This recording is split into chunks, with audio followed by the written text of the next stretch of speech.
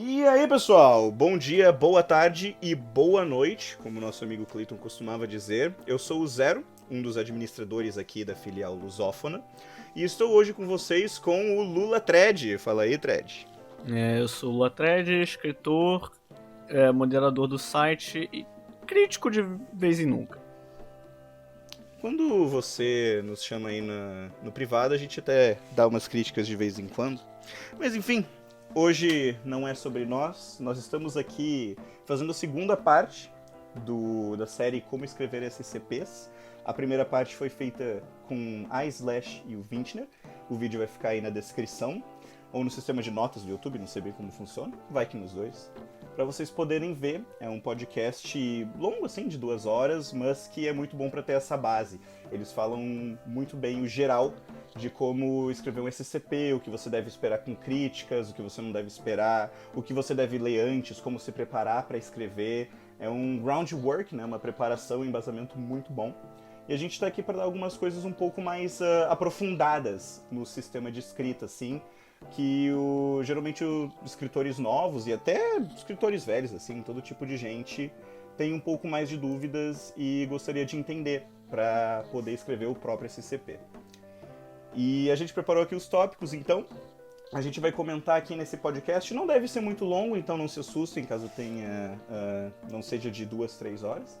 É mais pro essencial, onde nós vamos falar não só esses tópicos, como analisar alguns SCPs presentes no site, criticando eles um pouco, não no sentido de crítica para melhorar, no sentido de analisar mesmo e ver como eles trabalharam os conceitos que a gente vai falar e como você pode trabalhar de uma forma semelhante para dar o mesmo sucesso para o seu SCP. Né? Isso aqui não é uma dica de como fazer um SCP de sucesso, não é top 10 coisas que escritores famosos fazem, mas pode te dar umas ideias de como trabalhar esses fatores que normalmente são um pouco mais difíceis de se trabalhar. Né, Thread? Eu acho que é isso mesmo. A gente vai tentar também não falar muito do que foi dito antes e tentar puxar uns assuntos novos e é isso. Isso aí. Sem ser repetitivo, então. Começando aqui, a gente queria partir direto para coisa mais básica, mas ainda assim, que eu considero pelo menos muito importante, que é algo que até eu às vezes tive problemas com, é uma coisa que eu acho legal comentar sobre, que é o como começar a escrever. E isso é uma pergunta até que bem abrangente, porque você pensa, tá, eu sento no computador, eu pego um lápis e eu começo a escrever, tá? Não é nesse sentido.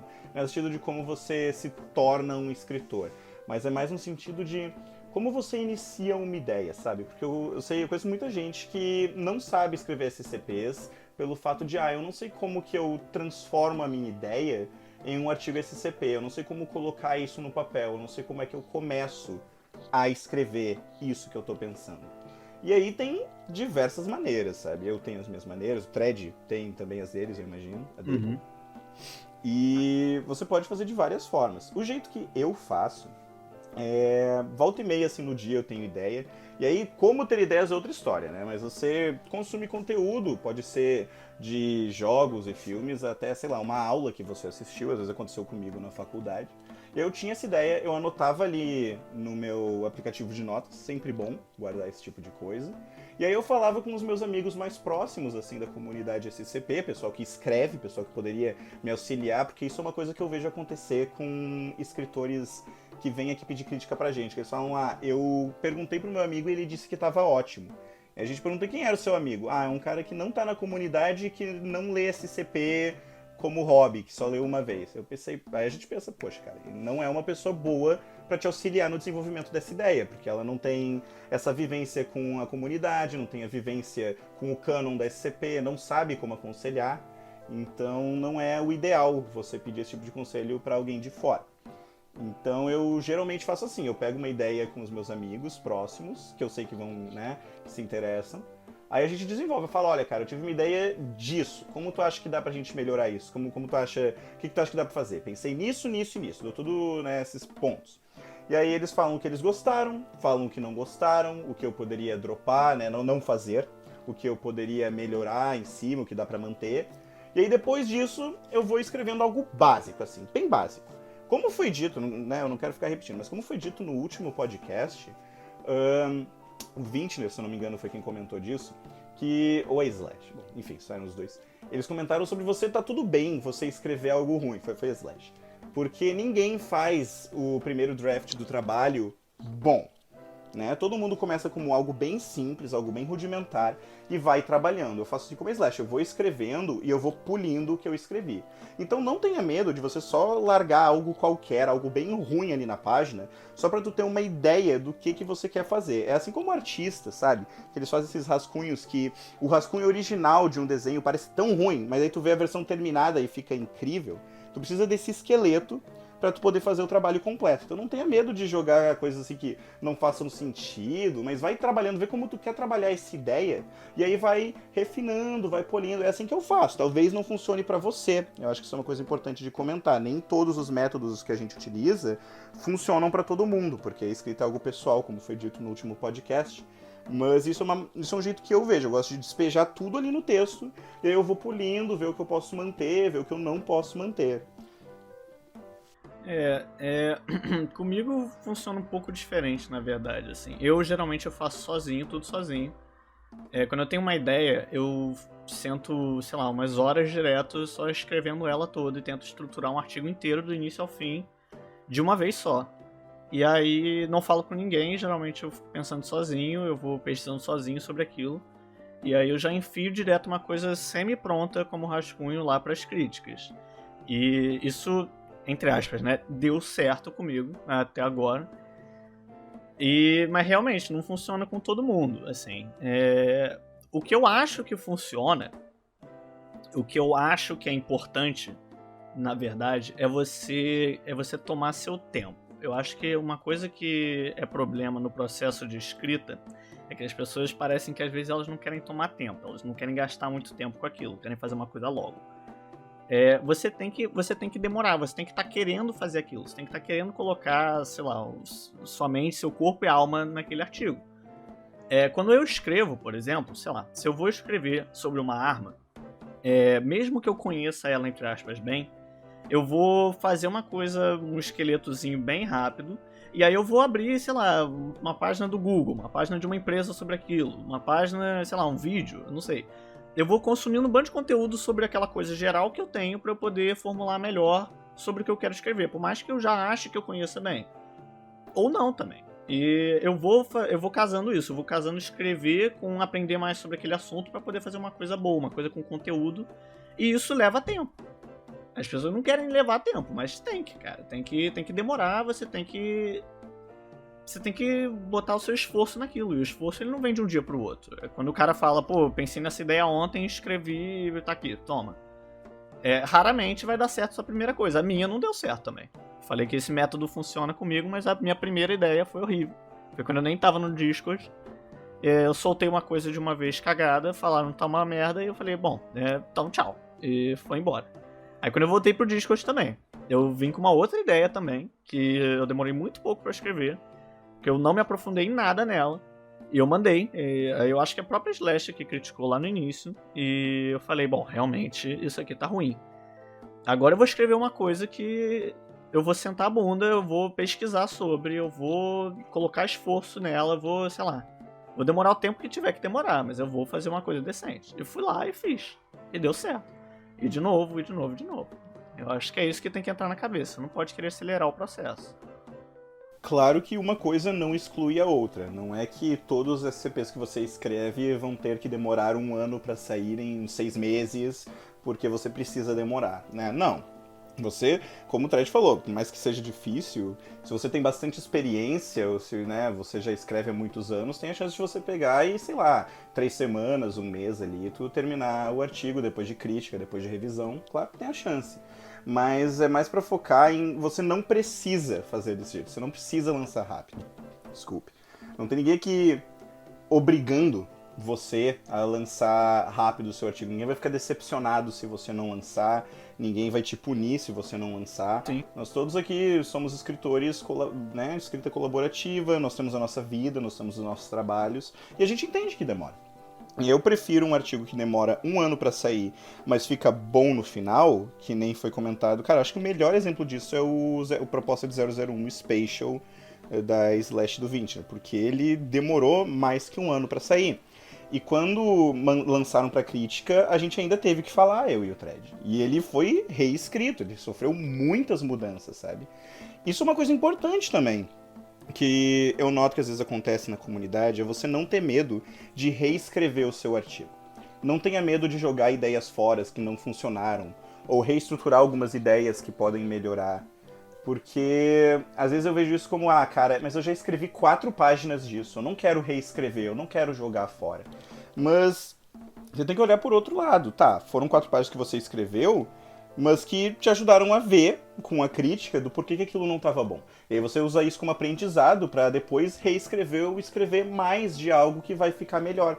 Tudo isso é um aprendizado para você. Então, não tenha medo de escrever bastante e depois aquilo ser rejeitado. Acontece com todo mundo. Aconteceu com os administradores aqui do site, vai acontecer com você e não é algo ruim. É algo para se tomar como aprendizado. Isso, é assim que a gente faz. Claro que você pode escrever diferente, você pode não fazer do jeito que eu faço, você pode não fazer do jeito que o Thread faz. Isso são mais dicas para ver se talvez esse seja um método bom para você.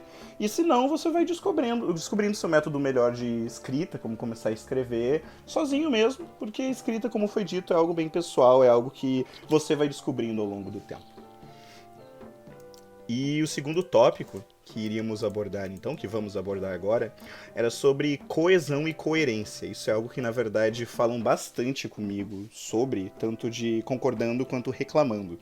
E é algo que eu queria falar nesse podcast. Porque eu acho importantíssimo, em qualquer artigo de SCP, não só em artigo de SCP, como qualquer história, qualquer artigo de jornal, qualquer lugar que eu vou ler, você precisa ter coesão e coerência. Coerência é quando as palavras na frase fazem sentido uma com a outra. Coesão é quando as ideias no texto fazem sentido uma com a outra, que eu acho que é mais importante. Porque coerência, numa revisão do texto, você acha porque é um erro frasal, você vê que a frase não funciona com aquele erro. Coesão é um pouco mais difícil de notar, porque nem sempre você nota que uma ideia não funciona no texto, ou que não faz sentido. Mas acontece bastante, sabe? Por exemplo, coisas surgindo do nada. É o famoso plot hole, né? Na narrativa. Coisas surgindo do nada, uma pessoa que antes era super irritada, do nada sendo pacífica porque convém pra narrativa naquela hora. Isso são problemas de coesão que precisam ser evitados. E eu já tive pessoas falando pra mim que às vezes tu podia ignorar isso, né?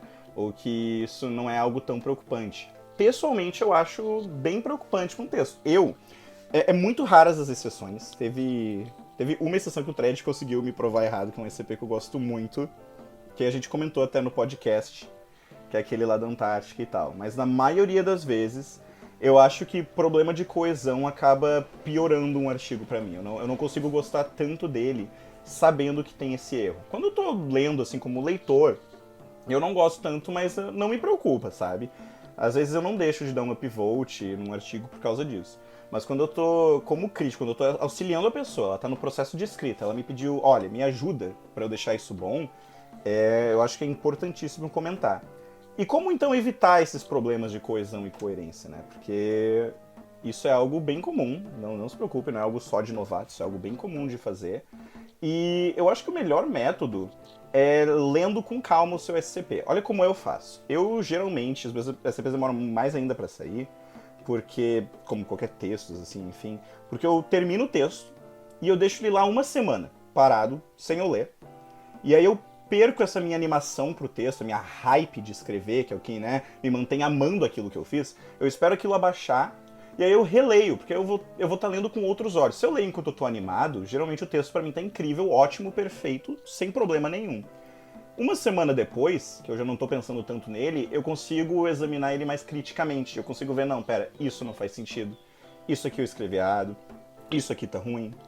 Então a minha recomendação para tentar pegar esses erros de coesão, sem ser direto indo pra crítica, é deixa de morno. Deixa descansando assim o texto. E depois reler e ver o que você consegue encontrar diferente. O que você mudaria, o que você não mudaria.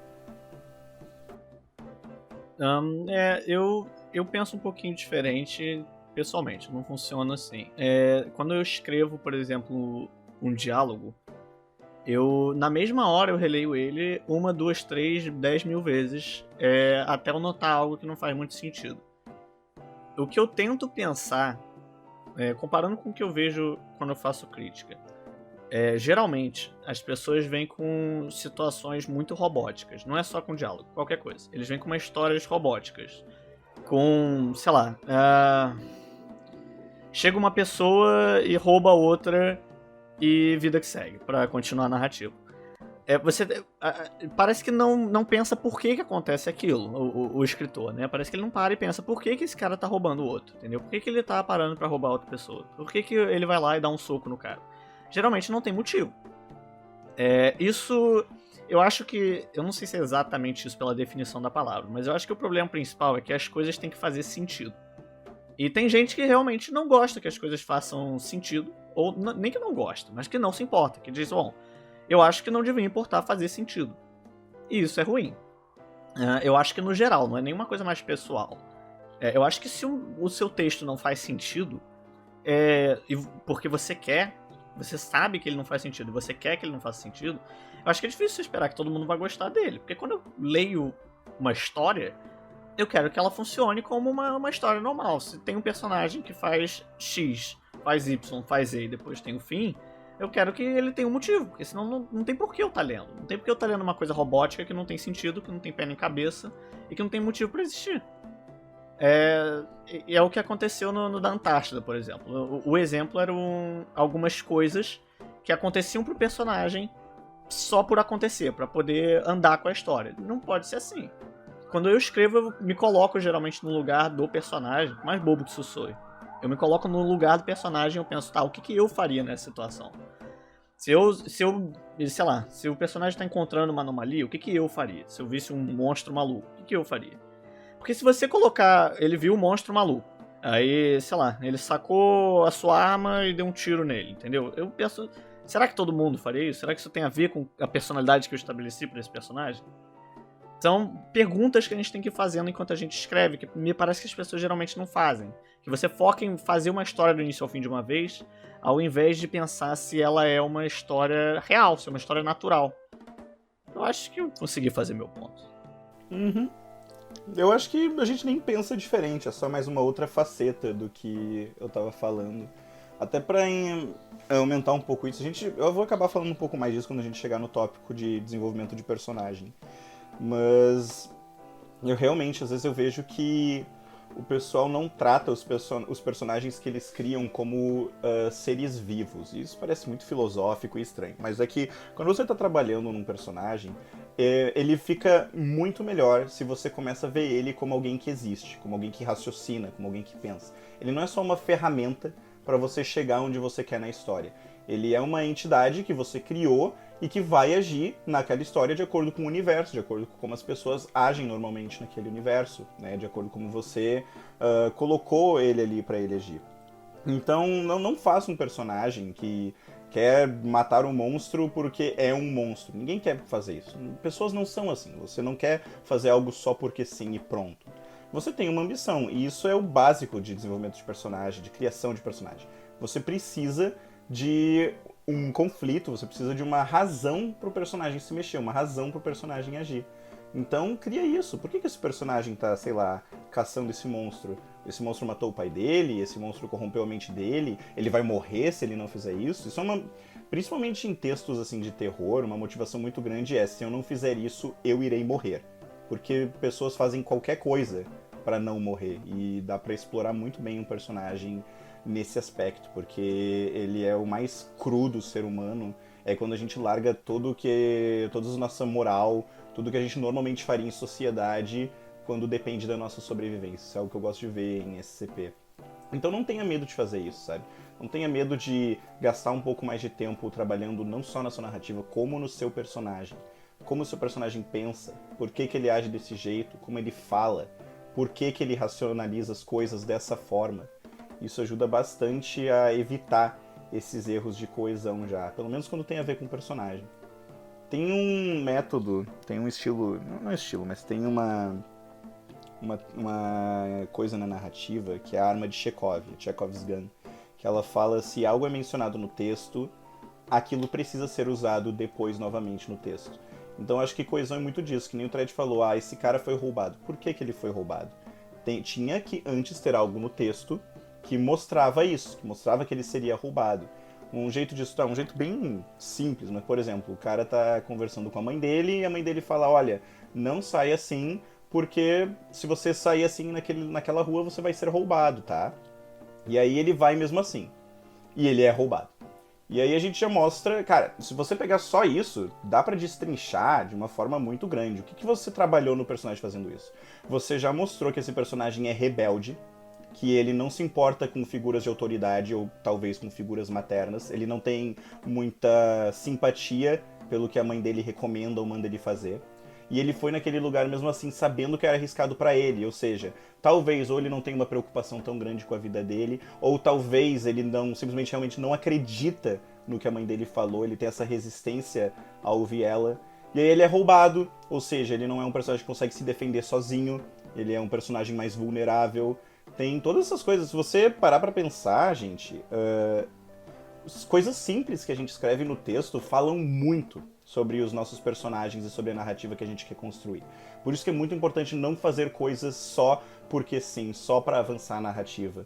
Porque se você parar pra analisar, elas têm muito significado dentro do texto.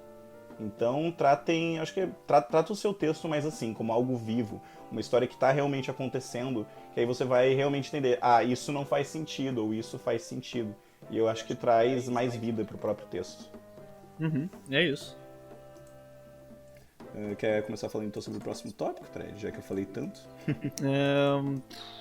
É o que é esperado de uma narrativa? Isso. Ok.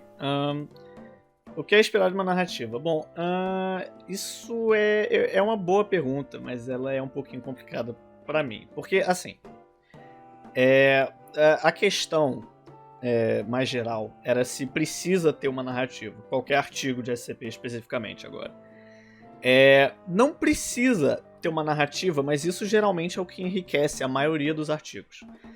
Por mais que pode ser uma anomalia, entre aspas, simples, pode ser uma anomalia, entre aspas, complexa, não importa o que ela seja, geralmente se você coloca uma narrativa é o que vai enriquecer, é o que vai fazer as pessoas quererem continuar lendo seu artigo, é o que dá ânimo para continuar lendo aquilo. Agora, o que é esperado? Primeiro é o que a gente acabou de falar, é que ela faça sentido. Isso é o essencial. Isso é o que você sempre tem que estar pensando quando você escreve, tá? A maioria dos erros é que as coisas não fazem sentido. Mas além disso, o que tem que ter, pra mim, eu vou falar pessoalmente, é que eu sempre penso que uma narrativa tem que ter início, meio e fim. Mesmo em artigo SCP. Isso, principalmente, na verdade, é o principal. As pessoas às vezes acham que pode ser só um início, pode ser só um meio, ou pode ser só o fim. Não, porque eu vou completar com outro artigo. Não, porque tá implícito. Não, porque não sei o quê. Não, eu acho que sempre tem que ter início, meio e fim. Quando você tá escrevendo sobre, sei lá, a sua anomalia é um robô gigante. E a sua narrativa vai ser sobre o cara que fez aquele robô gigante. E pronto, ok. Eu espero, quando eu vejo uma introdução assim, eu espero que eu saiba um básico daquele personagem. Por que ele foi fazer o robô gigante? Pra que ele foi fazer o robô gigante? E como acabou pro robô gigante cair nas mãos da fundação, né? Como acabou a história dele. São os pontos principais. O porquê, o como e o fim, né? O como acabou. Eu acho que isso é o esperado no geral, mas dá pra se aprofundar mais nisso, entendeu? Porque aí quando você... Por exemplo, se você me fala de um robô gigante, eu já vou esperar alguma coisa, por exemplo, relacionada a um grupo de interesse. Isso não é necessário, mas eu tô falando o que eu espero enquanto eu tô lendo uma coisa assim. Eu espero que você... Colocando em outras palavras isso, eu espero que você relacione ela com o universo que a gente já estabeleceu de uma forma interessante, de uma forma que enriquece ele no geral. Você também não pode escrever uma narrativa pensando em só fazer uma coisa pra si mesmo. Você não pode pensar só, isso aqui vai melhorar o meu SCP, e é isso que vai melhorar. Porque a gente é uma comunidade de escrita. Você tem que estar pensando que além de você tem que estar enriquecendo o universo. Isso daí vai estar dentro de um universo, um mar de artigos. E ele tem que enriquecer não só o seu, mas todos. Uma forma boa é fazer isso, é você inserir um GDI que pode ter a ver com o seu artigo. O GDI geralmente também pode te dar um norte para justamente a história dele. É isso, você pode linkar outros artigos, você pode linkar outros contos de outras pessoas. que vão adicionar naquela narrativa. Você tem que... Bom, eu acho que pra começar é isso. Você tem que ter início, meio e fim, e você tem que ter profundidade com o universo. Tem que ter um desenvolvimento que afeta tudo. Eu não sou tão... eu não acho tão importante ter algo aberto pro universo todo. Eu acho que tá tudo bem você fazer um artigo que é meio autocontido. Eu até gosto de histórias que eu posso pegar, ler, e só importa ela ali e acabou. Quando tem exceções pra isso. Eu não gosto quando essa história é explicitamente fora do universo. Porque eu, na minha cabeça, quando eu leio algo, mesmo que tenha uma história autocontida, se eu vejo a oportunidade de fazer uma referência a isso em outro SCP, ou de trabalhar um pouco mais isso, talvez em uma série futura, eu acho isso legal. Eu acho que isso, querendo, mesmo você não tendo esse intuito, isso colabora, querendo ou não, pro universo, mesmo que seja pro futuro. Agora, quando você escreve algo, eu já vi gente que faz assim, tipo, eu quero escrever, só que é nesse universo alternativo que vai acabar nesse SCP, tá? Que só existe nesse SCP e acaba nesse SCP e tudo acontece ali e acabou. Eu acho isso bem... Eu acho uma... Tu perde uma oportunidade de melhorar o canon, de melhorar o que as outras... o que pode vir pro futuro, porque você corta a oportunidade de outros autores se inspirarem com o que você fez e trabalharem em cima do que você fez. Porque, pra mim, eu acho que isso que é o legal de um site de escrita colaborativa como SCP. Tudo é de todo mundo. E aí, algo que você escreveu, você vê como outras pessoas interpretam e trabalham em cima daquilo. Cara, eu sempre amei isso de GDI. Porque você tem a sua visão, que, né, é a principal, você cria ali o seu canon, você faz isso, é a sua visão principal, mas você vê como essas pessoas trabalham dentro tanto da sua visão principal como da visão delas da GDI. E é muito legal ver tudo que sai de uma ideia tão pequena que era, e aquilo se abrir, expandir, criar tantos ramos, e tanta história, e tanto lore. Eu acho isso a coisa mais divertida da SCP. Então, eu concordo, tudo bem pra mim se o artigo for autocontido, contanto que ele possa ser trabalhado no futuro em outros lugares, ao invés de ser algo que é cortado e é só nesse artigo que isso existe. Isso eu não gosto tanto. Não, Mas... com certeza. Pode falar. Não, eu ia reformular, na verdade, porque eu também concordo quando um artigo ele não... É que você não precisa usar de base, eu quis dizer isso. Você pode usar de base, mas você também não precisa usar de base as coisas que já existem. Porque é o caso de anomalias, entre aspas, simples, entendeu? Que eu gosto também. Que é quando a coisa sei lá, é uma coisa maluca e é isso mesmo. Não tem nada a ver com o resto do canon, não tem nada a ver com trabalho de outras pessoas, com o GDI, com nada. É só uma anomalia única, diferente, e ela tá ali. Não tem problema nenhum. Só que a gente tava falando especificamente de narrativa, entendeu? E pra mim, narrativa é o que eu acho que você precisa se basear no resto, ter alguma base, assim. Porque como anomalia própria, ok. Mas aí não é narrativa, entendeu? Ou pode ter também, né? Não sei. Enfim, só isso. Não sei, eu tava falando mais sobre isso de narrativa autocontida, porque tem também, tem aquelas narrativas que inventa o seu universo, inventa a sua coisa e só ele pode trabalhar. Mas mesmo assim, isso é algo que não funciona, tá? Não sobrevive na SCP isso. Um exemplo, acho que o exemplo principal é o dado do Cactus, que não é um bom exemplo. É um bom exemplo, mas não é um bom GDI, mas enfim. Tem o dado do Cactus, em que o Cactus, pra quem não conhece, é um dos autores mais famosos da Anglófona, que é a original, né, que escreve em inglês. E ele criou esse GDI, o dado, que ele é basicamente um vendedor de coisas anômalas, um criador de coisas anômalas, que fala de uma forma estúpida e de gramática errada e tudo.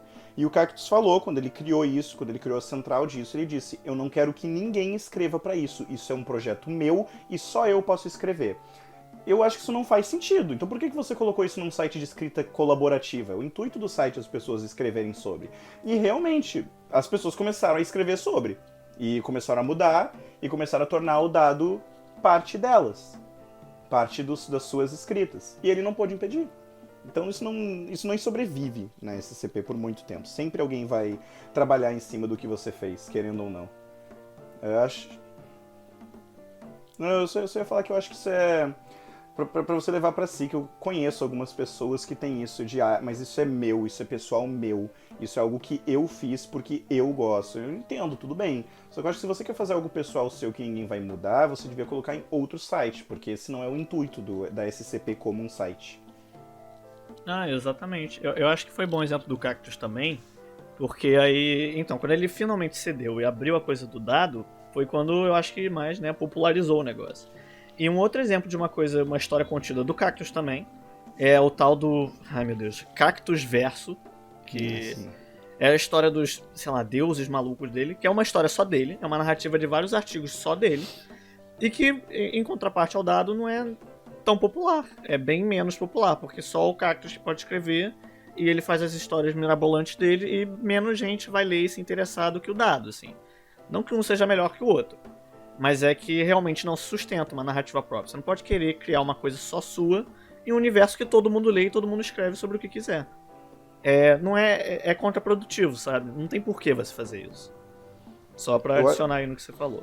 Não, sim, verdade. Eu ia dizer que eu acho que uma solução muito boa pra isso, que eu gosto de ver em várias centrais e vários GDIs, que eles fazem eles falam leitura necessária, que é o que o autor criou, tipo, por exemplo, o cânon do autor, e leitura adicional, que é o que as pessoas fazem dentro do universo e aí mexem como elas quiserem.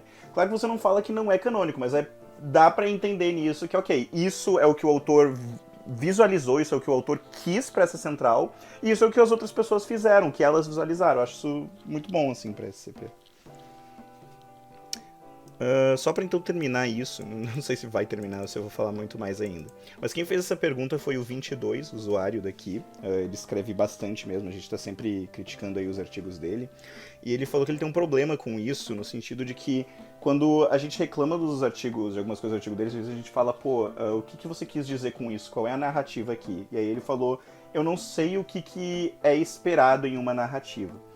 Eu não sei o que eu preciso escrever para mandar para o site. E isso é algo bem pessoal, na verdade, porque quando você escreve algo para SCP, você tem um intuito com aquilo. Nem que seja um intuito mais básico, que é eu quero upvotes, sabe? Você tem um objetivo.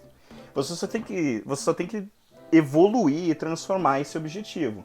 Tem gente que escreve artigos para defender uma visão política. Tem gente que escreve artigos porque teve uma ideia de anomalia legal e quer mandar aquilo pro mundo. Tem gente que escreve artigos para contar uma história de um amor que não deu certo, sabe? Depende da história que você quer contar nessa sua narrativa. O que você quer falar? Você quer falar sobre um dado que quando você joga altera o universo porque você acha isso interessante? Desenvolve essa habilidade, desenvolve como isso afeta as pessoas em volta dele. Você quer escrever sobre como amor é algo difícil de manter e esse casal que não consegue permanecer apaixonado apesar de tudo, por causa de, sei lá, com uma anomalia no meio? Desenvolve esses personagens, apresenta eles bem, desenvolve eles no meio dessa anomalia, como essa anomalia afeta eles, como eles interagem ao longo do artigo. Eu acho que às vezes tem essa visão infantil de artigos SCP, que eles são só objetos que fazem algo, o que não é verdade. Um artigo SCP é uma história, é algo que fala com o leitor. O que você quer falar para o leitor com esse seu objeto? Você quer só divertir o leitor com uma habilidade legal do objeto? Ou você quer falar com o leitor sobre esse seu personagem, sobre essa situação do mundo? Então eu acho que isso é importante você pensar quando você for escrever. Qual é o seu intuito com aquilo que você está escrevendo? Qual é o tema principal? Eu gosto de pensar em temas de escrita, porque isso me ajuda a não desviar muito do que eu estou fazendo. O tema da minha escrita é algo mais mistério e terror. O tema é problemas de família.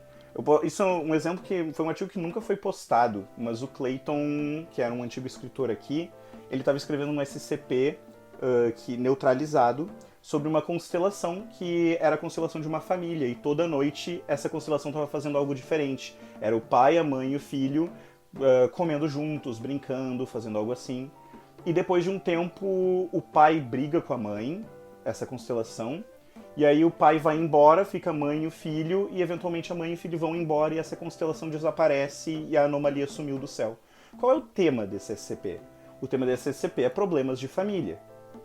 Problemas de pais com filhos, com esposas. O que esse CP quer falar? Ele quer falar que isso é algo que existe, que isso é algo que acontece, que isso é algo que não é exclusivo de, sei lá, só certas pessoas. Se você fala que até uma anomalia passa por isso, talvez seja uma maneira de querer dar um foco maior para esse evento, que é algo sério que acontece no mundo. Então, o que você quer falar? Eu não acho que o Clayton escreveu aquilo só porque ele deu na telha e não tinha nada melhor pra fazer. Ele quis contar uma história através daquilo. Então, acho que é isso que dá pra responder com esse lado mais pessoal da pergunta do o que é esperado em uma narrativa. O que é esperado que você quer me contar. Quando eu leio um SCP, eu imagino o que esse autor quis me contar através do artigo dele. Entende? Tem gente que pensa muito mais conscientemente nisso do que outras. Tem um dos meus artigos favoritos do Cactus, que tem os seus erros, mas eu vou até procurar o número dele, porque eu acho ele incrível. E ele fala no artigo que ele escreveu esse SCP como um vent, como um desabafo com as coisas que estavam acontecendo na vida dele, porque ele tinha recentemente perdido a avó, e isso machucou ele muito. E ele escreveu um SCP sobre um pai que perde um filho, e ele querendo mudar o que aconteceu, mudar essa realidade e trazer o filho dele de volta.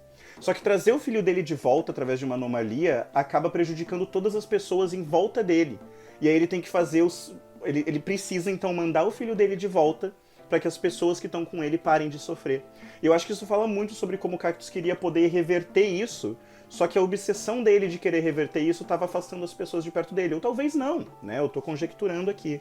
Mas foi uma maneira dele de expor os sentimentos. Eu acho isso muito corajoso da parte dele de expor esse sentimento tão importante da vida dele para as outras pessoas. É o SCP-5935.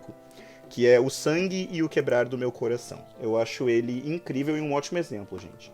O que você quer fazer com a narrativa? Às vezes é muito mais subconsciente o que você trabalha do que consciente. Mas pensa nisso, que história você quer contar? Que tema você quer apresentar? O que você quer que o leitor sinta lendo o que você está falando? Você quer que o leitor simpatize com os eventos da história? Você quer que o leitor fique triste? Você quer que o leitor sinta medo? Eu acho que isso são coisas que você tem que pensar quando você está pensando na narrativa do seu SCP. A próxima pergunta que foi feita, eu não lembro quem fez, se foi o Void ou o Cap, mas perguntaram como fazer um diálogo natural. E para quem lê em inglês, eu vou deixar aqui o link da EN, tá um pouco acima do chat, do nosso chat aqui no Discord. Mas eles têm um seminário sobre como fazer isso, o Void pode deixar na descrição do vídeo, vou colocar aqui. E não que, como eu falei antes, a gente estava conversando um pouco antes do podcast, esse seminário não é perfeito, você tem que seguir ele ao pé da letra, e essa é a receita para você ter sucesso em escrever um personagem. Não. Eu até falei que ele é um pouco exagerado demais, ele leva algumas coisas ao pé da letra, assim. Mas ele é interessante no sentido de que ele fala o que a gente falou mais cedo, de você dar vida pro seu personagem. Ele fala, se imagine como esse personagem. Como ele fala. O que ele come, o que ele gosta de fazer.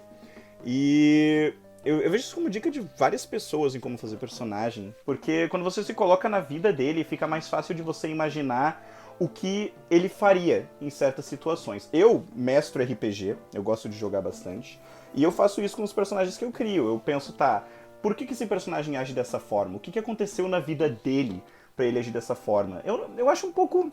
Eu acho extra isso, quando falam, o que ele iria comer, o que ele iria beber, o que ele fala pra um mendigo na rua. Eu acho essas coisas meio estranhas de se pensar. Se você quiser, sinta-se livre. Eu acho que o mais importante de pensar quando você tá fazendo um personagem é a vida dele. Porque a história pela qual ele passou define as ações dele agora. E isso, pelo menos, é o que eu me baseio pra fazer um personagem. O que ele passou e todas as coisas que ele vivenciou que fazem ele ter esse pensamento agora. O Thread provavelmente vê de uma forma diferente, mas então eu acho que pra tu fazer um diálogo de personagem, tem outras coisas pra comentar, mas tu pensar na história desse cara e como ele agiria. Tem outras coisas simples, não diria simples, mas deixar a personalidade dele ou características de fala explícitas no texto pro leitor ver que ele não é uma pessoa qualquer, ele não é uma pessoa que pode ser jogada fora, que ele tem a sua personalidade, a sua vivência, as suas coisas pra comentar, principalmente quando alguém tá falando com eles. Quando eles falam isso de como fazer personagem, geralmente é pra entrevista de SCP, né? Eu não vou entrar no mérito de conto e coisa de GDI agora, porque o foco é artigos SCP. E aí eles estavam perguntando isso, de diálogo, porque muitas vezes o diálogo fica robótico, não fica natural. Eu acho que a primeira coisa é você tratar o diálogo como o que ele é, uma conversa, querendo ou não, uma entrevista entre duas pessoas. Porque às vezes o diálogo ele é novamente uma ferramenta de avançar o texto. Por que você estava aqui? Porque eu quis. E qual é o seu nome? Ah, meu nome é tal. E você é mesmo o salvador da Terra? Sim, eu sou o salvador da Terra por causa disso e disso e disso. Ok, e você bebe água? Às vezes corta... É muito pergunta-resposta, pergunta-resposta, ao invés de pergunta-resposta, interação. Pergunta-resposta, reação. Eu sinto falta de ver os autores reagindo às respostas que eles recebem.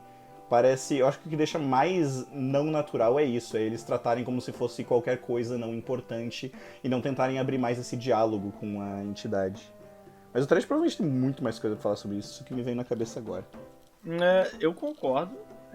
Começando do início, né? Eu concordo com a coisa de se inserir no personagem e de você pensar em muito do que tem por trás dele. Na verdade, eu faço isso sempre, por mais que nem pareça.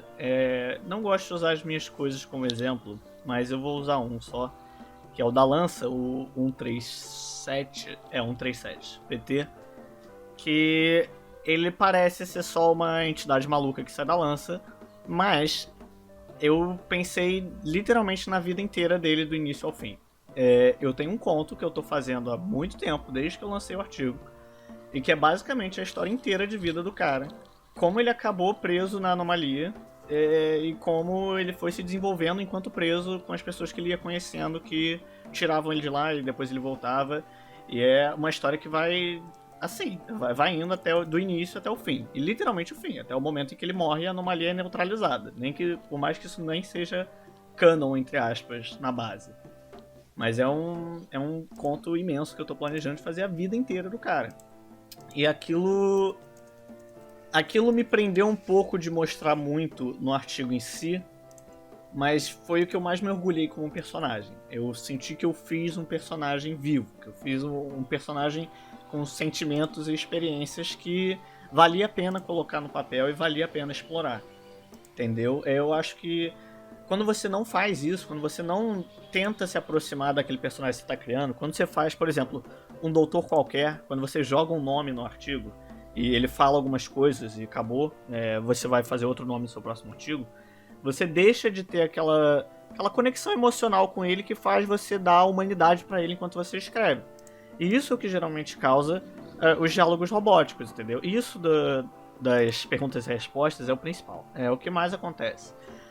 Que é quando tem uma anomalia, uma coisa, sei lá, uma coisa inimaginável de outro mundo, assim, uma coisa que ninguém conseguiria compreender.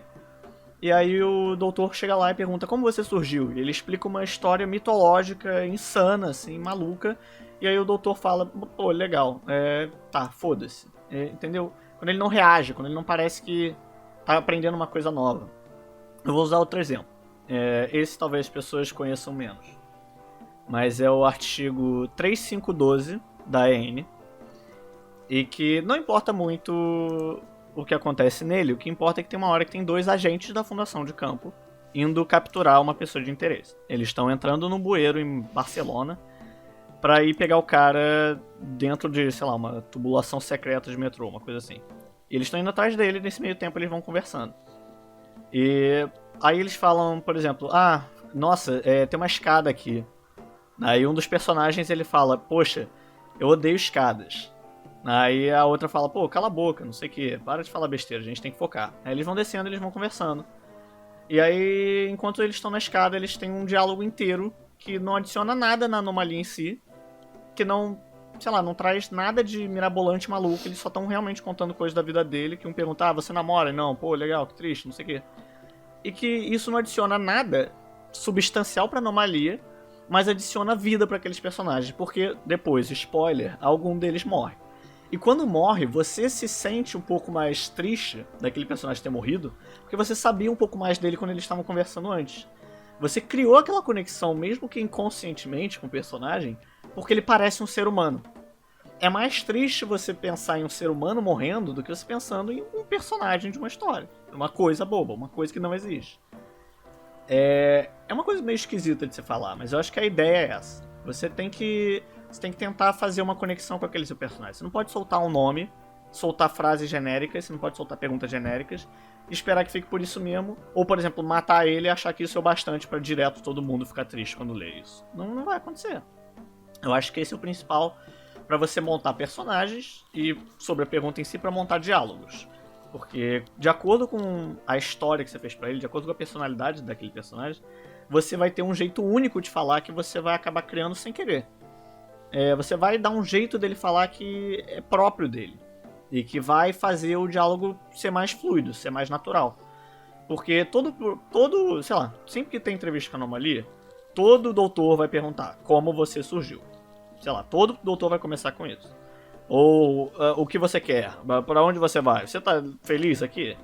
São coisas que todo personagem pergunta, entendeu? Se você quiser fazer uma coisa diferente, você vai fazer uma pergunta que é totalmente diferente. Mas que vai ser baseada na forma como aquele personagem age. É difícil de você explicar isso sem um exemplo próprio, assim, sabe? Mas é uma coisa que você vai desenvolvendo se você pensa nessas questões do seu personagem. Enfim, acho que é isso. Sobre isso, eu diria que você sabe que você teve sucesso de verdade na escrita do personagem quando você tem uma frase dele sem indicar que é dele, mas o leitor reconhece que é o personagem. Eu acho que isso aí você conseguiu estabelecer de verdade a personalidade dele. O Vintner no chat aqui mencionou o SCP-3000, que é um bom exemplo disso, e é verdade, tem todo aquele personagem que começa a relacionar o SCP com o deus da religião dele, e começa, né, ele fica louco lá no submarino e começa a ser prejudicial pra missão. E isso é incrível, só que ele faz algo ainda que eu também gostaria de comentar, que é um pouco mais difícil de se fazer, eu acredito. Mas ele cria um personagem que substancialmente, na narrativa, não é vivo, ele não é importante como um ser humano, mas ele é um personagem que o leitor pode se colocar nele e sentir a angústia que ele sente, porque é algo que você consegue simpatizar. Porque é quando tem aquele doutor que começa a falar sobre ser esquecido, e que ele não quer ser esquecido. E isso não é um medo só daquele doutor. Ninguém quer morrer e ser esquecido. Ninguém quer morrer e ser deixado pra trás e não ter nada que lembre o mundo de que você um dia existiu. Então, por mais que aquele doutor não seja tão desenvolvido na trama, ele aparece mais lá pro final pra consertar o erro e falar esse monólogo dele, ele ainda foi um personagem que eu consegui simpatizar muito com, porque ele pensa como eu, e eu senti isso, senti, poxa, esse cara aqui tem essa ideia que nem eu tenho. E na verdade isso é mais um jogo dos autores, né, porque não é só do Cactus. É um jogo dos autores de fazer você simpatizar com ele, porque é algo que todo mundo, ou pelo menos a maioria das pessoas, sente, é um medo comum da humanidade. E mostra que, cara, personagens são muito variados. Você pode fazer um personagem humano que tem todas essas facetas, que tem muitas camadas, que age de várias formas, como você pode fazer um personagem que não foi feito pra ter várias camadas, mas foi feito pro autor se colocar nele. Pro leitor se colocar nele, pro leitor sentir o que esse personagem sente. O que eu acho mais difícil ainda, você conseguir fazer isso. E no 3000 é algo feito perfeitamente, cara. Tudo no 3000 é muito bom. A ambientação do 3000, o jeito que ele descreve a imensidão da anomalia, você se sente lá, você se sente afogando junto com aqueles mergulhadores, você sente algo claustrofóbico. Eu recomendo muito pra ler. Eu recomendo real. Se você não leu, leia o SCP-3000.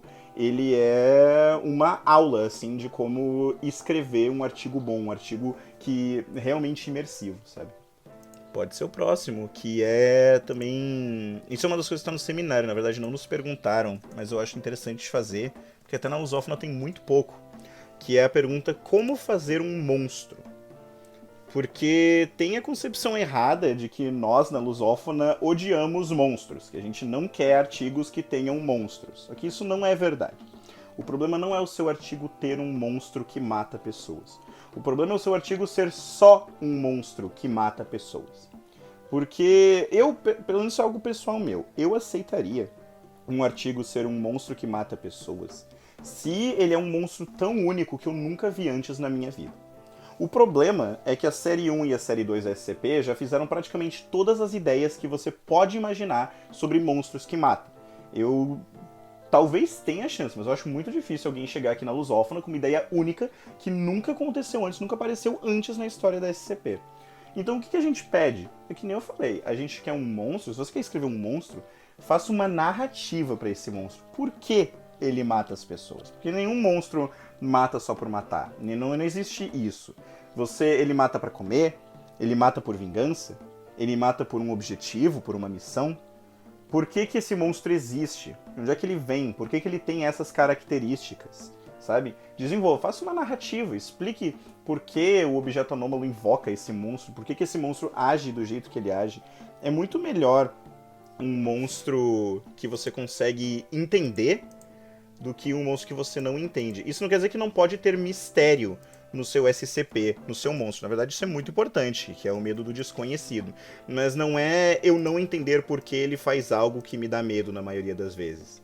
Sabe? Na verdade, isso me faz pensar que o monstro é muito mais chato. Eu gosto de não conhecer um monstro suficiente pra eu ter uma ideia clara dele, mas ao mesmo tempo eu não gosto do monstro só agir assim porque sim. Acho que já passou essa era, principalmente na SCP. Eu acho importante você, assim como um personagem, assim como você pensaria nesse personagem e como ele age, eu acho que é importante pensar nesse monstro, como ele age e por que ele age. Eu vou me arrepender de estar dando esse exemplo, mas por mais que eu não goste muito das coisas desse autor, o Grigori Karpin, da EN, ele, por mais que não seja um artigo muito bom, eu gosto da personalidade que ele deu pra um dos monstros dele. Eu não vou me lembrar o SCP, mas o Thread leu comigo. É aquele que acompanha um classe D. Sempre. Que eles não conseguem prender porque ele acompanha um classe D. O do espelho. É do Blank, desculpa. É do Harry Blank, que é... Eu sempre confundo os dois, então sempre escrevem juntos. Mas enfim. Eu gosto, por mais que eu não goste tanto do artigo em geral, eu gosto do fato dele não ser só um monstro que ataca pessoas. Ele, depois de muita história, é revelado que ele é o irmão morto desse classe D, que tem esse apego ao classe D e tá sempre andando com ele.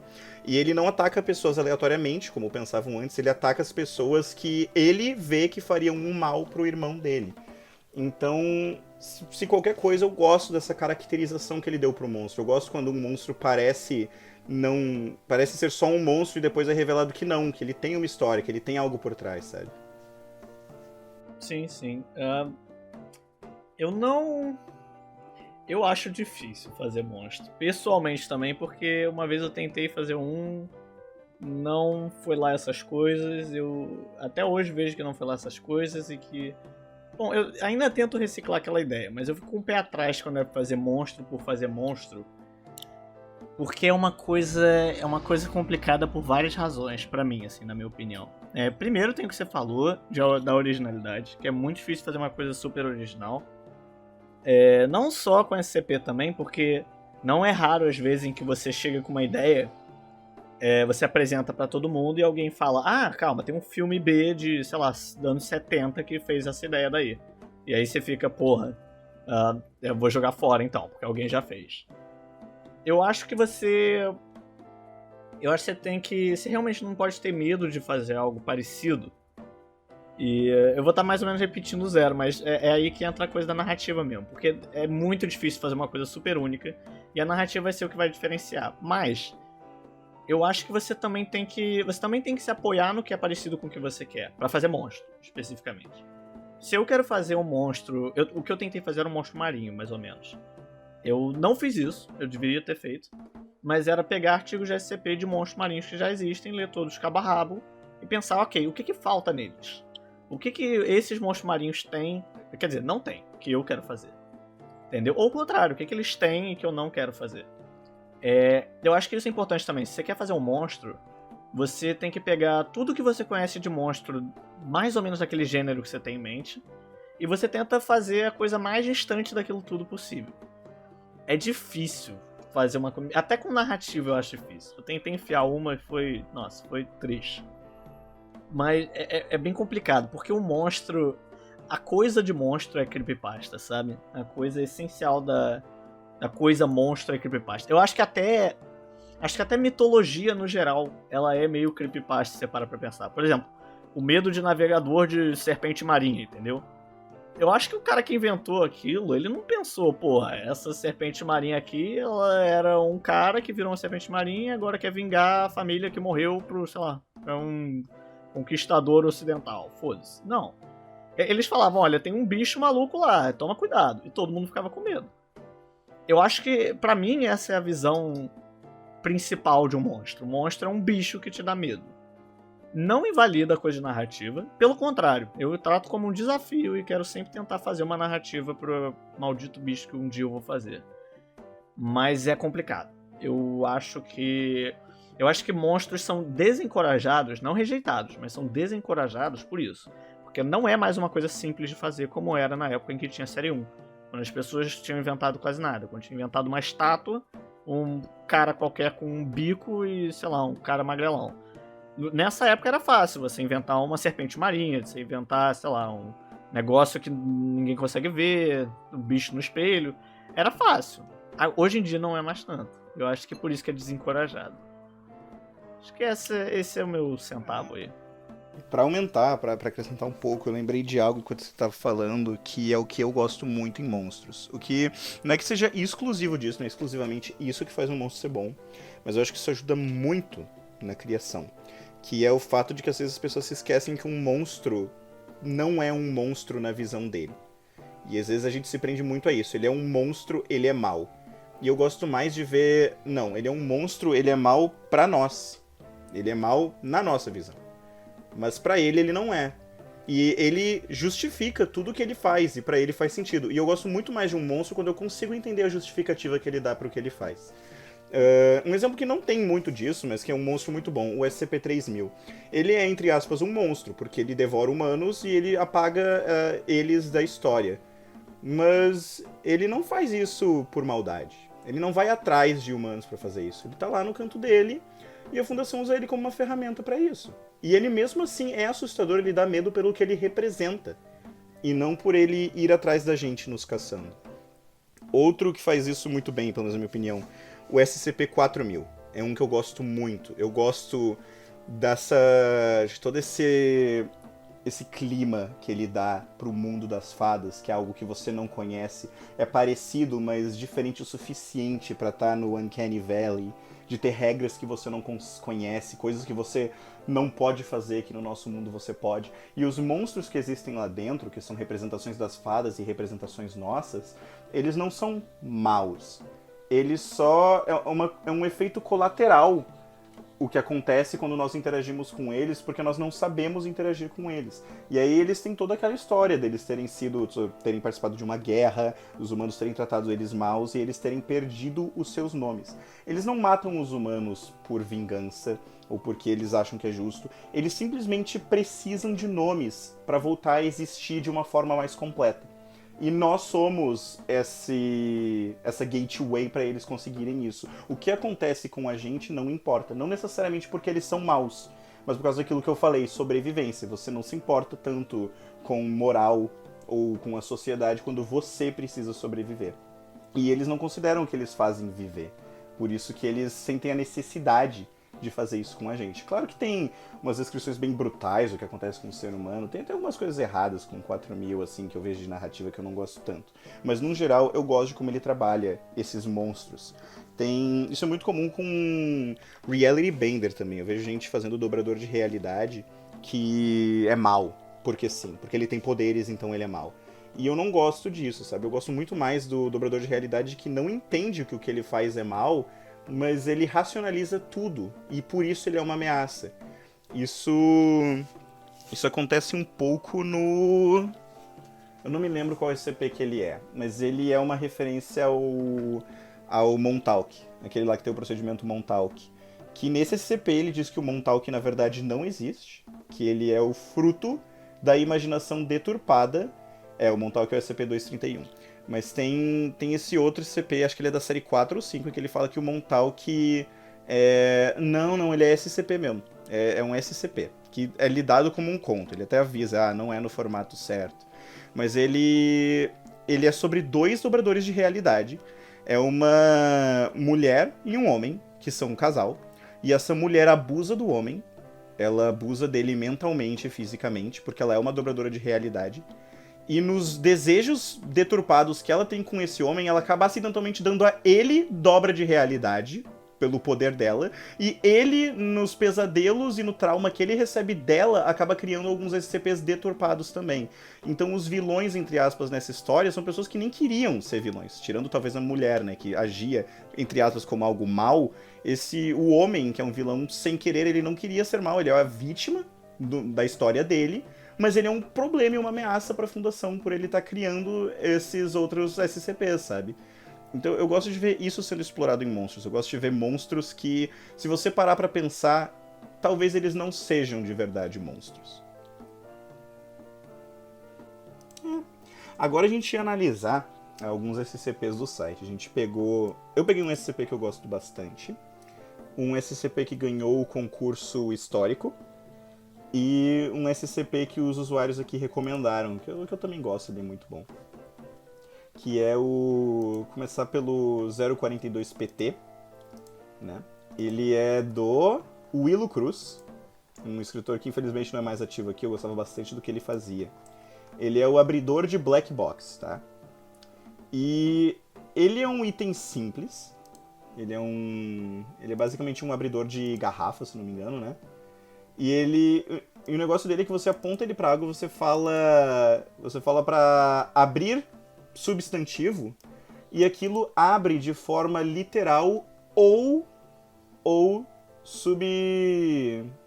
esqueci a palavra agora.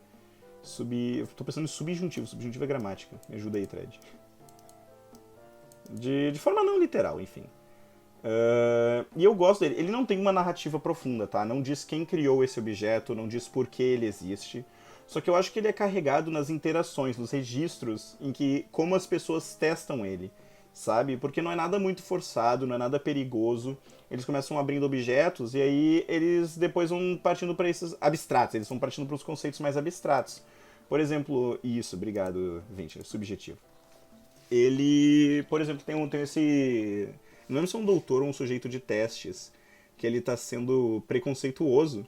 E aí o cara tá com SCP e ele sem querer falar, cara, abre a tua mente, abre os seus olhos. Aqui, abre os seus olhos. E aí, em vez desse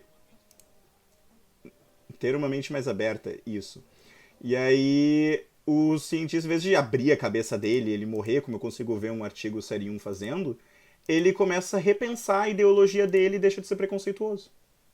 E eu acho isso genial, isso é uma das coisas que eu gosto muito nesse artigo. E ele tem uma narrativa compartilhada com outros, porque o Willo Cruz, ele tem, em vários SCPs dele, assim, que são simples, eles são feitos pela Ferdinando Soluções Extranormais, que é tipo esse vendedor de camelô que sai dando esses itens simples com coisas sobrenaturais que ajudam ou não a pessoa que comprou ele, sabe? Então ele tem uma narrativa aberta pra qualquer um que quiser chegar, trabalhar em cima. Qualquer um pode falar quem é esse Ferdinando, qualquer um pode fazer mais coisas do Ferdinando. Eu gosto disso, quando tu sente que tem esse universo a ser explorado no artigo. Ele fez vários, assim, ele fez vários artigos simples, tipo o Parasol que abre e tem um deserto dentro dele, que também é do Ferdinando, não sei das quantas. São coisas simples e que funcionam, sabe? Tem seus problemas. Tudo tem seus problemas, entendeu? Por exemplo, a coisa tem uma mente mais aberta, especificamente é pra um doutor que falou pra um agente que tinha feito um comentário homofóbico. E aí o que aconteceu é que o agente virou homossexual. E aí ele explica de uma forma questionável. Mas, mesmo assim, eu acho que a forma como ele trabalha o conceito super simples de um abridor de garrafa que abre qualquer coisa foi muito bem desenvolvido. E assim, e não é gigante, não é um artigo gigante, é um artigo pequenininho, com quadrinho, não sei o que, um negócio minúsculo. E ele fez uma super narrativa em volta disso. Ele vai tão longe até pensar que falar, como é que era? Sei lá, uma coisa tipo abrir o mundo. Não, a gente não pode falar isso porque vai que ele realmente abre o mundo e o mundo explode. E aí eles reclassificam até como, uma coisa super ameaçadora e tal. De ameaça preta. O que é meio, assim, pode ser considerado bobo, mas que eu acho legal, assim. Eu acho que é uma boa forma de você explorar um artigo simples. Esse é um exemplo muito bom de um artigo simples. É uma coisa que faz, o objeto que faz X, e aí o que você tem depois é a fundação teorizando sobre o que ela pode fazer, ou mostrando as coisas que ela pode fazer, que não são ditas na descrição. E que você vai ficando... Você não fica impressionado, assim, mas você fica intrigado. Você fica, poxa, o que mais será que essa coisa pode fazer? O que geralmente eu vejo é o pessoal fazendo registros de teste, mais por obrigação. Porque sabem que as pessoas querem ver. E eu vejo muito registro de teste desnecessário, que assim, que que não leva pra frente a anomalia ou o artigo. E eu vejo isso aqui, todos os artigos aqui que eu li é desse, eu pensava, pô, ainda bem que tem mais, eu quero ver qual vai ser o próximo, o que será que é? Como que eles testaram isso? Eu acho muito criativo o jeito que foi usado. A única reclamação que eu tenho é que quando ele faz isso do abrir a mente, ele faz mais uns 2 disso, eu acho que ele fica demais preso nisso, eu acho que ele, não sei se ele pensou que foi uma ideia ótima e quis continuar, porque eu até já não concordo que tem uma parte que ele fala que tem esse cara que é neonazista, porque sim, só tem um neonazista na fundação. E aí ele fala, abre os seus olhos, e aí o cara vira de extrema esquerda. Isso aí eu já não concordo tanto, eu não consigo entender, eu acho isso subjetivo demais, assim, não acho que faz sentido com a anomalia. Mas, tirando isso, eu acho que já ficava muito bom, assim. Tem seus problemas, mas ainda merece um upvote pra mim, entendeu? Nenhum artigo é perfeito, gente. Nunca vão postar algo sem erro nenhum, imaculado. Mas vale o que tem. Pô, eu nunca dei upvote nesse artigo, agora tem. Eu li, gostei e fui embora, viu? Só começou. Realmente. Bom, esse é o nosso exemplo de algo mais simples, assim, uma anomalia única, assim, de trabalhar. E agora a gente vai partir pro nosso querido Cramateus, vencedor do concurso histórico, que escreveu o 092PT. Você quer começar falando desse, Fred? Tá. Explicar mais ou menos o que é, eu acho que é bom. Basicamente, anomalias são 2 máscaras... Manda o link também, por favor. Mando. Não se preocupe. Basicamente, são 2 máscaras de chumbo que foram encontradas com duas pessoas que morreram porque elas fizeram uma espécie de um procedimento. Elas chegaram lá, morreram... Elas chegaram lá com os objetos, roubaram material radioativo, chegaram em um outro local, enterraram uma caixa com material radioativo dentro do morro, esperaram a máscara emitir uma frequência sonora aguda, aí tomaram uma pílula que absorve radiação e depois uma pílula de cianureto, e no caso eles morreram. Então eles morreram com essas 2 máscaras e também com uma Kombi, que ele falou isso depois, que devia estar a Kombi lá com eles também. Aí ele menciona a SBP chegando e contendo isso, porque aconteceu nos anos 60. Nada muito profundo aí, mas eles realizam a contenção inicial e depois, quando acaba a SBP, a fundação toma conta da contenção dos objetos e aí explora mais eles, descobrindo o que realmente fazia. Que é a coisa da Kombi, na verdade, ser um veículo transplanar que viaja entre planos e que consegue ir para uma outra dimensão que é explorada conforme o artigo anda. Ele na minha opinião, é um artigo muito mirabolante, não muito no sentido pejorativo, tá? Eu tô falando que ele é bem mirabolante, ele é bem cabeça, ele é bem doidinho, mas que eu gosto muito. Eu acho que tem gente que também fica... Quando a gente fala que as coisas têm que fazer sentido narrativamente, as pessoas, algumas interpretam que tem que ser uma coisa pé no chão. Você não pode ir muito longe. Que tem que ser, não posso falar de outra dimensão, não posso falar de monstros destruindo o mundo, não posso falar de nada. Não. Você pode viajar o quanto você quiser. Esse aqui é o exemplo perfeito, assim, quase. É o exemplo quase perfeito. Porque, poxa, são coisas que parecem ser não relacionadas, que parecem não ter nada a ver. Ele fala alguma coisa de vida extraterrestre. Depois eles descobrem elementos que não existem nessa outra dimensão. Eles descobrem formas de impedir cenário XL, que basicamente são coisas de destruir o universo. E ele viaja demais, só que no fim das contas é uma narrativa que... Eu não sei se concisa é a palavra certa. Que ela é direta, ela não vaga e ela perde a linha.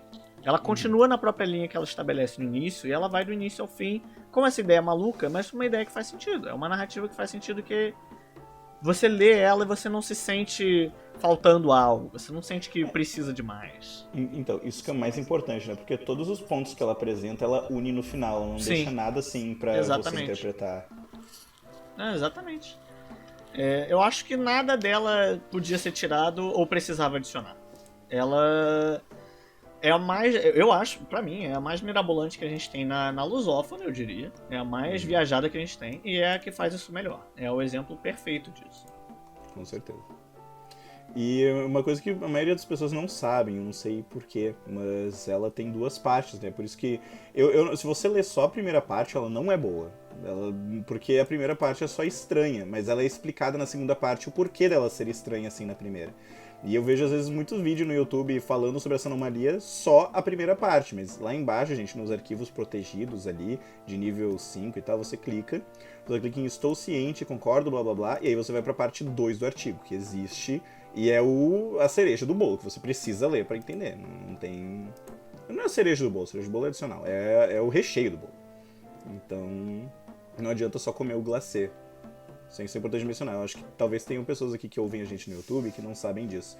Mas tem esse aí, muito importante. Ele é muito viajado e ele consegue funcionar nessa viagem. Ele é um artigo drogado dos meus favoritos aí. Então, recapitulando aí, foi o SCP-042-PT do Willow Cruz, para deixar devidos créditos. O SCP-092-PT do Cramateus. E agora a gente vai ver o SCP-170-PT do nosso amigo Naxin. Eu acho que o nome dele no site é Naxin D mesmo. Ok. Do nosso amigo Naxin D. Que, pra mim, eu acho que é o melhor exemplo de SCP não precisa de monstro ou terror pra ser SCP. Que é o que já foi mencionado no último podcast pela pelo 20, né? Eu acho que ele é o que faz isso da melhor forma. Porque ele é um satélite que a Fundação descobriu que tá lá no espaço, que estava emitindo sinais. E esse satélite, bom, ele é bem curto, então eu não quero falar muito, porque dá pra spoiler rápido. Ele é um artigo curto de ler, ele é bem emocional, assim, e eu recomendo ver. Ele é um satélite com emoções, com personalidade, que nas poucas falas você já entende por que ele faz o que ele faz e a personalidade dele. E no final faz muito sentido a reação dele, as coisas que acontecem e como a Fundação lida com isso. É um ramo muito pouco explorado de SCPs, que são os SCPs wholesome, né? Os SCPs bons, que são só coisas que fazem você ficar triste ou você ficar feliz lendo. E esse é um desses. Eu acho que ele é algo... Ele é bittersweet, né? Você fica tanto feliz quanto triste quando termina de ler o SCP. E ele não se estende mais do que devia, ele não tem 20 páginas de narrativa, ele tem no máximo 2, 3 talvez. Isso chutando alto. E ele consegue desenvolver nesse pouco tempo o personagem, que é a anomalia, e a personalidade, como ela reage. Eu acho que ele também é ótimo de se ler se você quer entender como trabalhar algo, porque eu acho impressionante como o Naxin conseguiu fazer um objeto, não é nenhum humano. É um objeto que fala de uma forma diferente que os humanos. Ele tem essa característica, ele fala como se fosse realmente esse objeto, esse computador de um satélite, e mesmo assim você consegue entender os objetivos, os impulsos dele e por que ele faz o que ele faz, sabe? Ele é um diálogo bem natural, por mais que seja feito por uma máquina. É algo bem divertido de ler. Nesse eu acho que não tem nada a adicionar, na verdade. É bem isso. Ele é emocional, no geral. Ele não chegou a me deixar triste, assim, mas eu fiquei sentido pela anomalia, sabe? O que realmente é uma coisa rara. Porque geralmente as pessoas mais novas no universo, sabe? Elas vão abrir um SCP e vão esperar um monstro.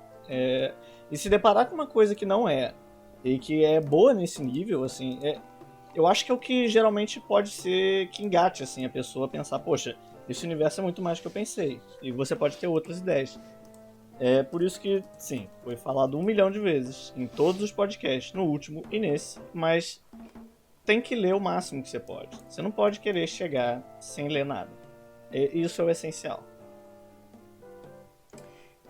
Eu tô tentando achar um SCP, achei. Nossa, esse SCP é incrível. Tem outros SCPs wholesome que eu gosto muito, que eu acho que vale a pena comentar sobre isso também.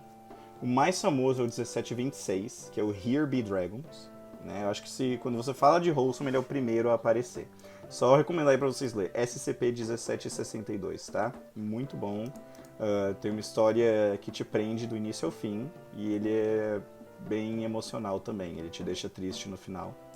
Eu não quero me ater a esse, porque esse não é o exemplo que eu quero dar. Mas eu acho que vale a pena recomendar como SCP Wholesome, se você quiser ler mais.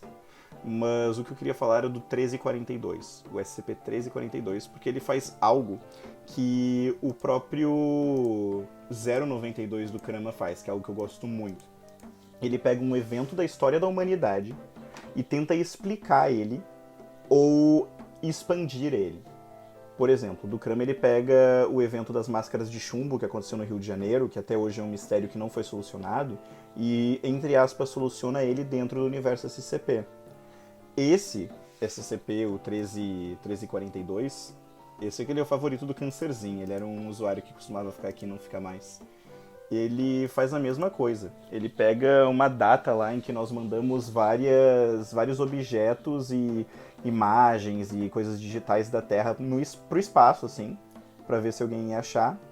E a gente recebe de volta uma mensagem, essa sonda. Só que é algo triste também. Eu não sei se eu devo falar o spoiler no final, mas ele resolve isso de uma forma bem inesperada. E eu gosto de como... Eu gosto, isso é algo pessoal meu, eu gosto de ver eventos que aconteceram serem explorados e dado um final ou expandidos assim no universo SCP. E ele é perfeito pra isso. Ele fala... Você consegue entender a cultura e a personalidade desse povo alienígena quando eles se comunicam com a gente, quando eles mandam de volta a mensagem.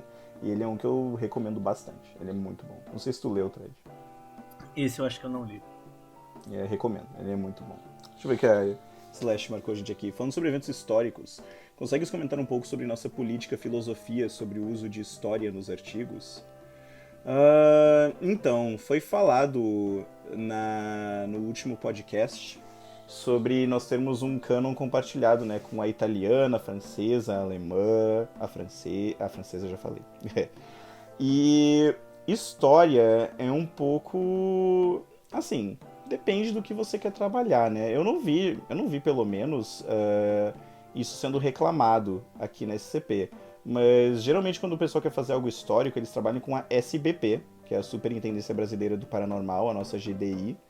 E porque aquilo ele é colocado no período histórico do Brasil, no período da ditadura militar, então não tem como separar uma coisa da outra, né?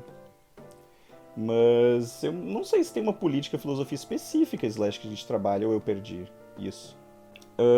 Quando a gente trabalha com eventos históricos na fundação, é importante saber que você não pode só tratar ele do jeito que você quiser. Não é porque ele é um evento antigo, ou que talvez ninguém se lembre mais, que você pode só falar o que você quiser e pronto, é isso. Por exemplo, teve o Vivaldi, ele é escritor aqui no nosso servidor, e ele queria escrever uma anomalia sobre o Manifesto Comunista, e de uma forma que todo mundo... Era basicamente um manifesto comunista anômalo que todo mundo que lia virava comunista. Só que ele escreveu de um jeito em que pareceu que a culpa do comunismo existir no mundo foi dessa anomalia.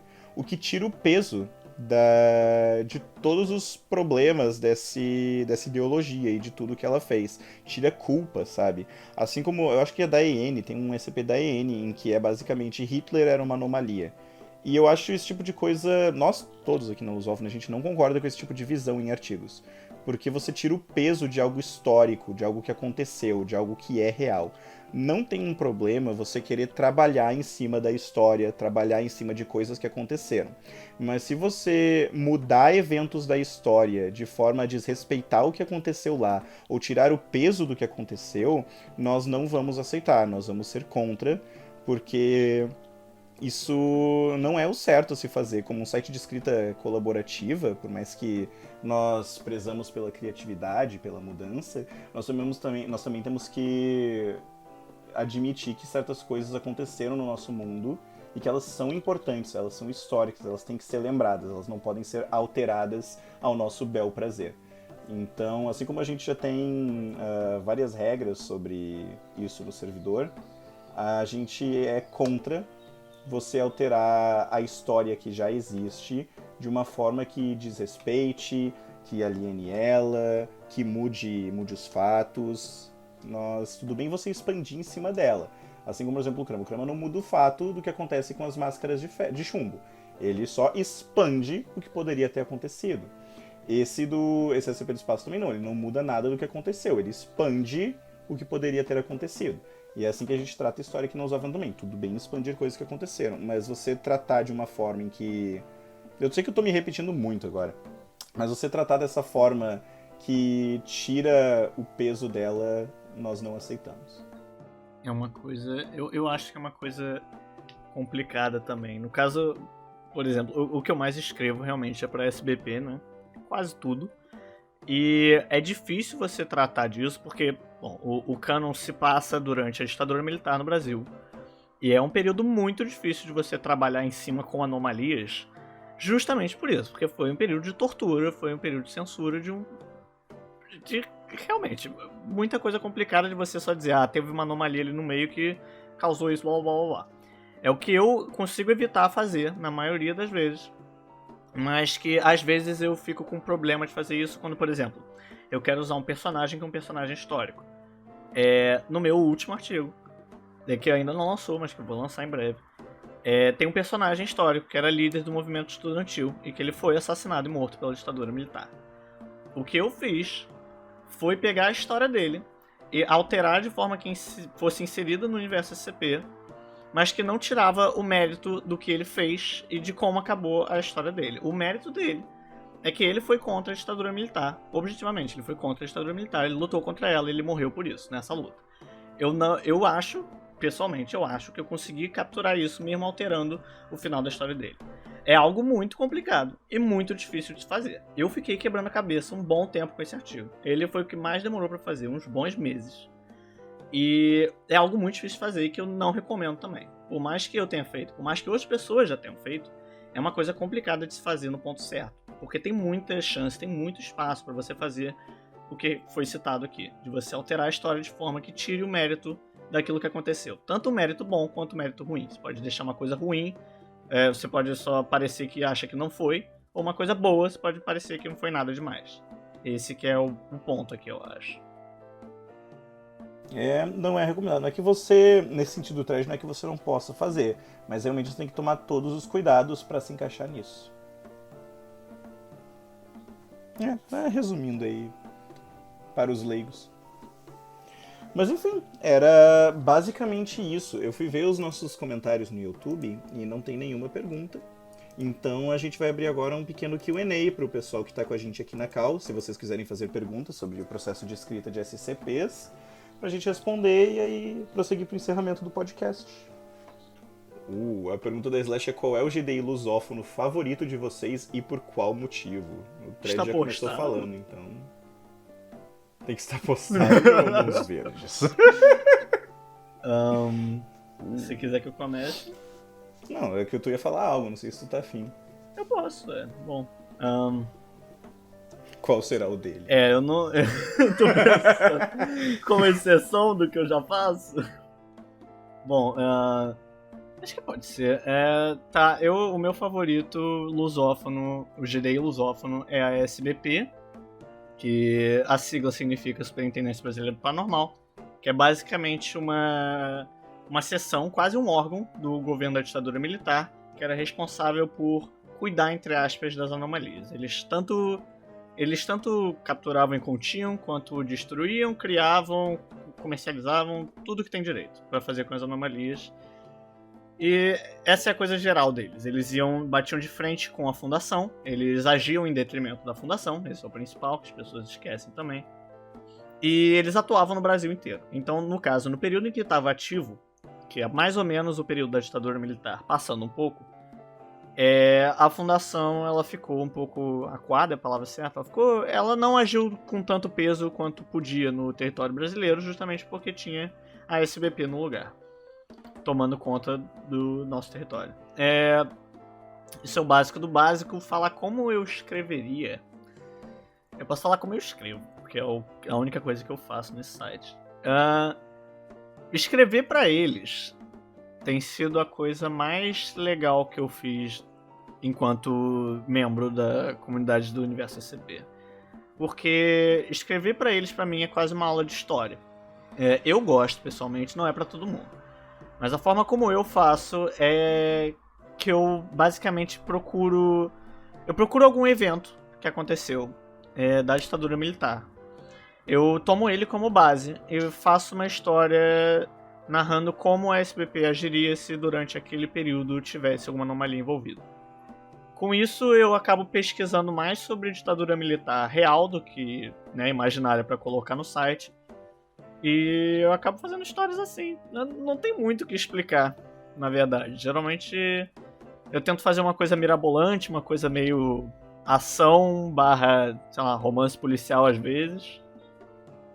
E eu acho que é isso. Eu não sei bem como colocar numa caixinha as coisas que eu faço pra eles. Olha, só pra complementar, se você escreve SCP e você não sai com muito mais conhecimento do que quando você começou, você tá escrevendo SCP errado. Porque eu particularmente aprendo muita coisa quando vou escrever sobre isso. Aí eu pesquiso tudo que eu posso sobre isso pra eu entender muito bem pra eu escrever. E acho que isso é muito bom, cara. O SCP é uma fonte de conhecimento. O SCP, o meu SCP favorito, eu criei várias ideias que outros usuários escreveram e eu não. Eu preciso começar a escrever as minhas ideias logo de SCP. O meu favorito que não existe é a Mãos Verdes, mas o que tá no site, que é o meu SCP favorito, e que eu escreveria pra ele, é a Olhos Anônimos.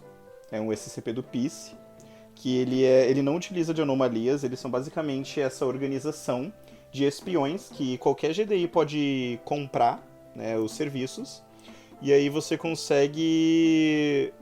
E aí você consegue informação que você quer, seja da SCP, seja dos Tecnotaumaturgos, seja de qualquer outro GDI lusófono ou não. Eles trabalham principalmente em território lusófono, mas eu acredito que eles poderiam fazer alguma coisa caso tenha alguma sede do GDI anglófono no Brasil ou algo assim.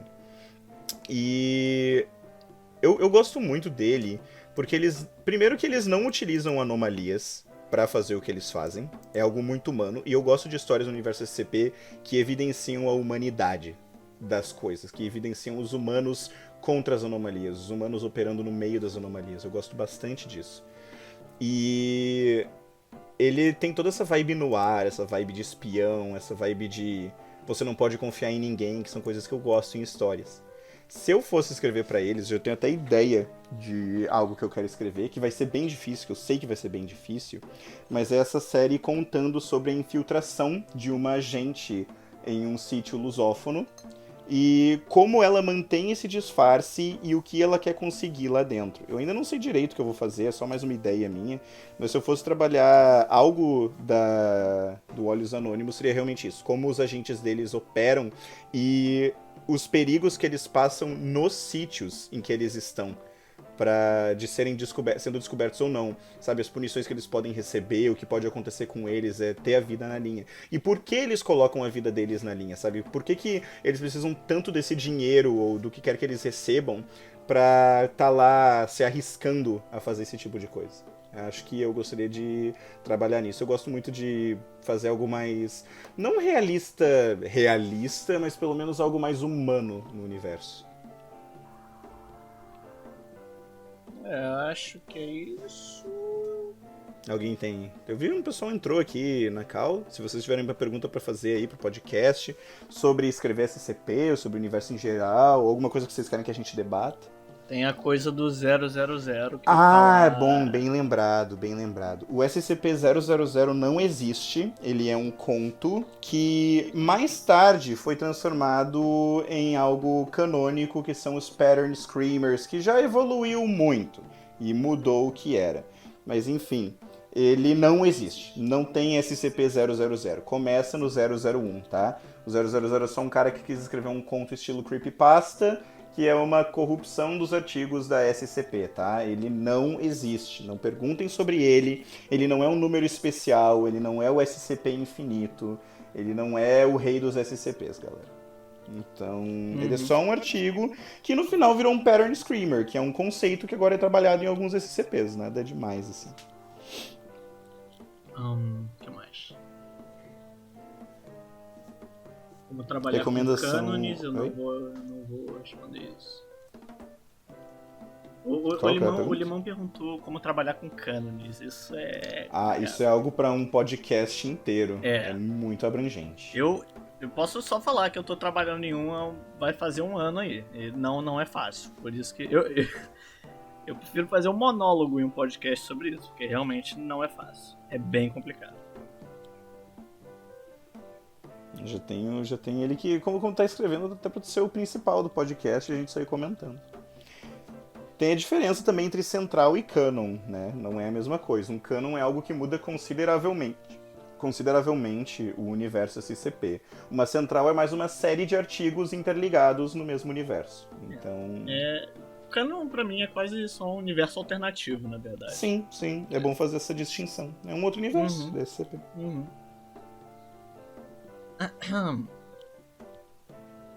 Não necessariamente ele é um universo alternativo, porque, por exemplo, a N tem canons de sítios. Mas ele é algo, pelo menos ele é um universo autocontido, no mínimo. Ele é algo que... O que importa é o que acontece nesse universo, nesse lugar, sabe? Realmente. Que não necessariamente acontece nos outros, mas também não é algo confirmado que é um universo alternativo. Depende, é complicado. Bom, eu acho que é basicamente isso. Eu espero que vocês tenham aprendido bastante aí, um pouco mais do processo de escrita de SCPs. Qualquer dúvida, deixem aí nos comentários pra gente responder no próximo podcast. Obrigado a todos que ouviram, obrigado a todos que leem e escrevem SCPs. Eu espero que vocês continuem animados. Apareçam lá no site, apareçam no Discord, mandem suas críticas, falem com a gente. Vamos botar os nossos cérebros pra trabalhar, vamos escrever umas coisas legais, vamos ser ouvidos aí pelo mundo. Obrigado, Tred, por participar. Eu que agradeço. Muito obrigado. Obrigado a todos os autores aí que disponibilizaram os artigos pra gente ler. E ótimo... Bom, não sei quando vai sair esse vídeo, mas ótimo dia aí pra vocês, galera.